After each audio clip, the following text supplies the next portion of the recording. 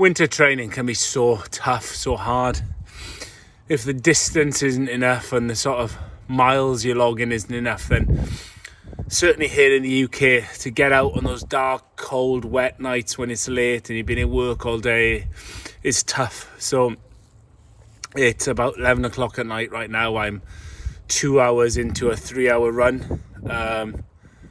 It's hard. I'm running down country lanes near my house, near my hometown, and it's tough.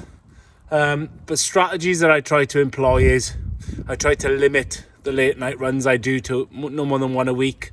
If I can manipulate my working day to get my other long run during the daylight hours, maybe incorporate some treadmills. I'm fortunate enough to have access to a treadmill at home, so sometimes my long late night runs are broken into half indoors, half outdoors. But likewise, it's quite beneficial mentally, psychologically particularly, to actually get out in the dark. It's raining tonight, and just to go out the door was a win. To even get 75-80% of the planned mileage in, which I'll get all of it in tonight now, but actually getting 3/4 of it in is a psychological win. There's going to be the long day in Morocco, there's going to be the night run, so just starting to get my brain engaged to those type of things is beneficial to be out. But I certainly did try to manufacture my training program to accommodate it, but also to give me some breathing space from it, because it is tough.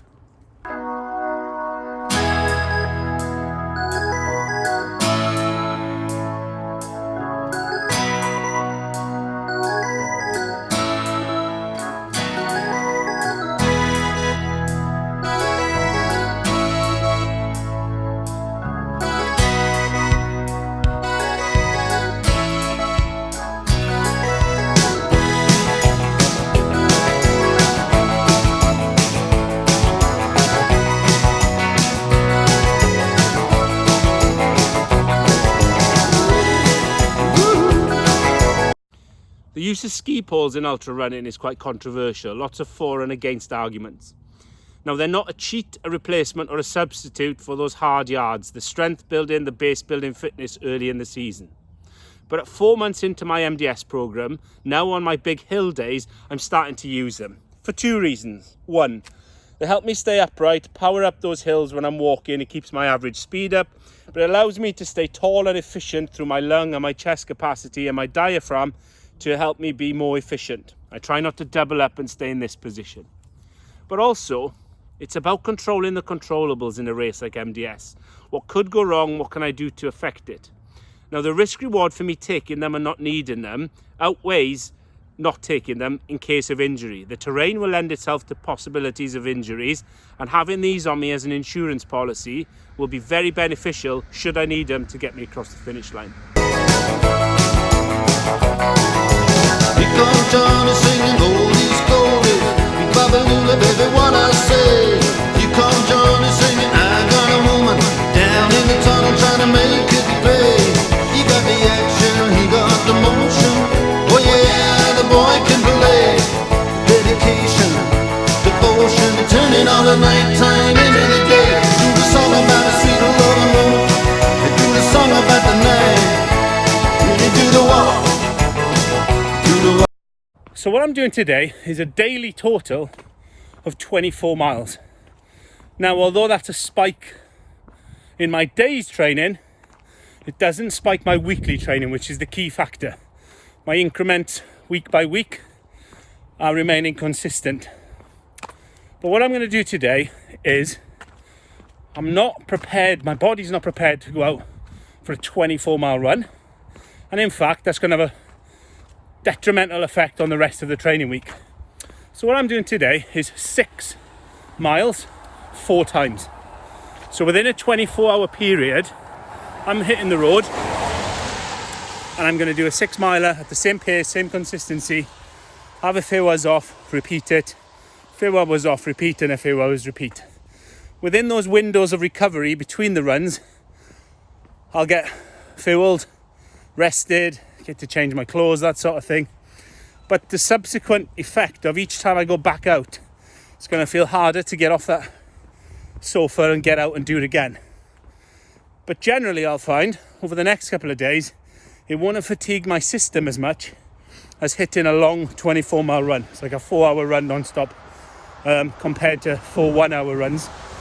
But it's more the psychology of, I ran this morning at dawn when it was dark. This is my second session at about lunchtime. I'll run again early evening, and then my final run will be back in the dark. So fantastic way of integrating psychology, mental training, coupled with a lower load physical stimulus. The nighttime into the day, the song about the street along a woman. They do the song about the night, then they do the walk all night. Yeah, you do the walk all night.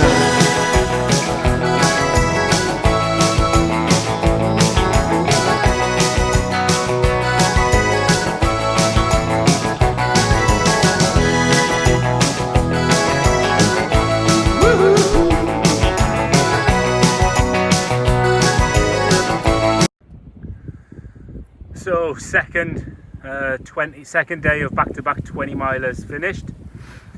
Feel okay.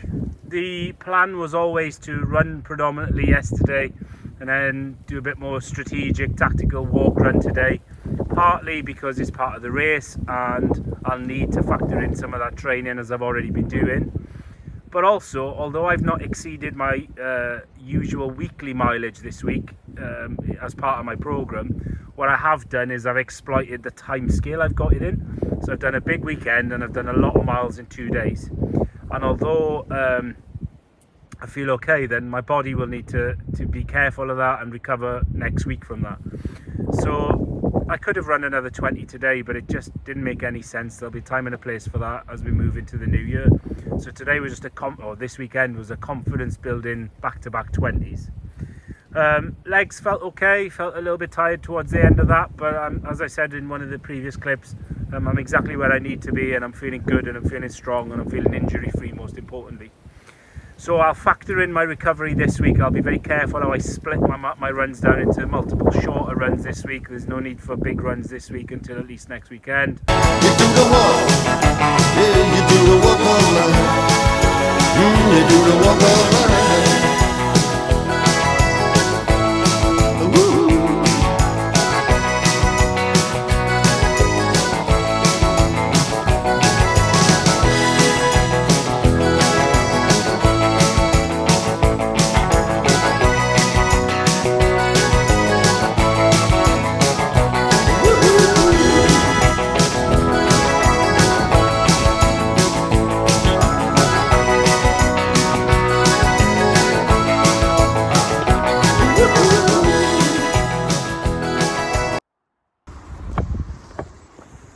So I'm just about to head out on the final run of training block 4, the final run or planned run pre-Christmas. So last week was my big back-to-back 20s. Felt fine, felt good. And then this week arrived and I just fancied a change. I had quite a high mileage to do again this week, but actually the incentive to watch miles accumulate on the clock didn't really feel that great this week. So I changed it around a little bit. But I've changed it around a little bit just for variety. So all I did was for this week, I switched. And instead of looking at mileage, I just went for time. So I left the GPS at home, I left the mileage at home, and I just ran with a watch. So I ran for a couple of hours instead. Now, the probability is, because I'm not really playing with speed much at this point, the probability is I actually ran about the same distance, but just not thinking about how many miles was left, how many miles I've done, what was going on, and just running to time was just a nice distraction, something nice and a nice variation from what I'm doing. And I enjoyed it. I've enjoyed it. I've done my week's runs, and we're at the end of block 4. Now, I guess when I review up to now, I'm exactly where I planned to be. I'm exactly where my mileage should have been. Could I have done more?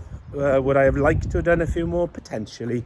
Potentially having a couple of more big ones and a bit more weekly mileage in would have been slightly more confident building. Have I done a bit more walk run than I would have done in the past? Potentially. But to be honest, I'm injury free. I feel relatively fresh. I'm not missing many sessions. So there's pros and cons to both sides. What I know I've got is something like 14 weeks ish left to race day, so probably 10 weeks and then a taper. I can tweak it, that if I wanted to turn the screw a little bit in those 8 to 10 weeks coming up after Christmas, I can. Christmas is going to be a very free sort of week for me. If I fancy a little few miles in the legs just to stay fresh, I will. If I fancy a week off, I'll have a week off. I'm not really planning anything, but I'm not ruling out anything either. So we finished block 4 then. Hope you enjoyed that. We've got 2 full training blocks left and then a tapering block. Things are starting to get serious now. Of course, they've been serious up until this point with my training. But when I say serious now, I'll be dedicating far more thought process to it, much more daily thinking and preparation towards the food, the weighing of the food, the packing of the rucksack, the kit I need to take, practically getting things done, like getting my kit prepared. Yeah, I feel the pressure's turned up a little notch now. It's all starting to get very serious, but that's exciting as well as scary. Training block 5 then will start next week on Monday, and I'll keep you posted.